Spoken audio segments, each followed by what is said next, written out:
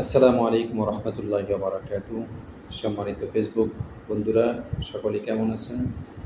বরাবরণের আজকে আপনাদের সামনে এসে উপস্থিত হয়েছি। আজকে আমি নারীর সংস্কার বা নারী অধিকার বিষয়ে নিয়ে দুই চারটে কথা বলবো। আসলে আমরা নারীর অধিকার চাচ্ছি, বাংলাদেশে নারীদের কি অধিকার নাই বলেন? এমন কোন জায়গায় নারী অধিকার নেই? এই দেশের প্রায় 40 বছর শাসন করছে দুই নারী। বিগত সময়ে এমপি মন্ত্রী থেকে স্পিকার পর্যন্ত নারী ছিল, তারপরও আমাদের দেশের অধিকার পোষায় না। অথচ দেখেন ইউরোপ, আমেরিকার মতো দেশে 400 বছর পর্যন্ত রাষ্ট্র পরিচালনায় তারা কখনো কোনো মহিলাকে সমর্থন করেনি। তার কারণ একটাই, তারা জানে যে নারী নেতৃত্ব কখনো কল্যাণকর নয়। বিশ্বজুড়ে কোথাও নারী নেতৃত্ব কল্যাণকর হয়নি, এটাই প্রমাণিত। নারীকে সবচেয়ে বেশি যদি কোনো ধর্ম বা কোনো ধর্মীয় গ্রন্থের মাধ্যমে বা কোনো ধর্মের মাধ্যমে মর্যাদা দিয়ে থাকে, সেটা হচ্ছে ইসলাম। নারীদেরকে ইসলাম এতটা মর্যাদা দিয়েছে যা অন্য কোনো ধর্ম দিতে পারেনি।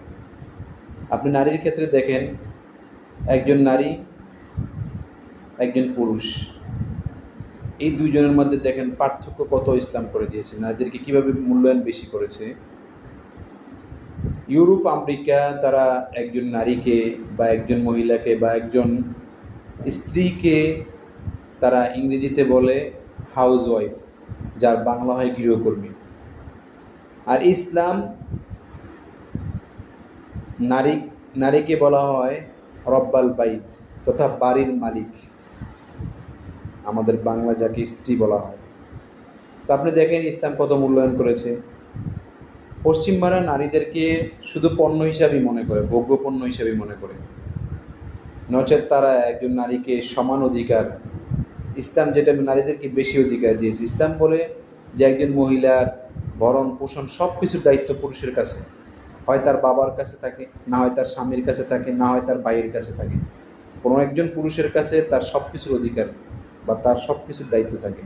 পশ্চিমারা বলে যে না, নারী তার সব কিছুর দায়িত্ব তার কাছে থাকবে। তার মানে আপনাকে একটা বোঝা মাথায় দিয়ে দেওয়া হলো, আপনি পারেন না আপনার ওইটা নিয়ে আপনাকে যাইতে হবে। এটা কখনো চিন্তা করো না যে এই বোঝাটা আপনার জন্য বেশি ভারী হয় কিনা। ইসলাম কিন্তু ন্যায্য অধিকার দিয়েছে নারীদেরকে। ইসলাম কি বলেছে? আল জান্নাতু তাহতা আকদামিল উম্মাহাত, মায়ের পায়ের নিচে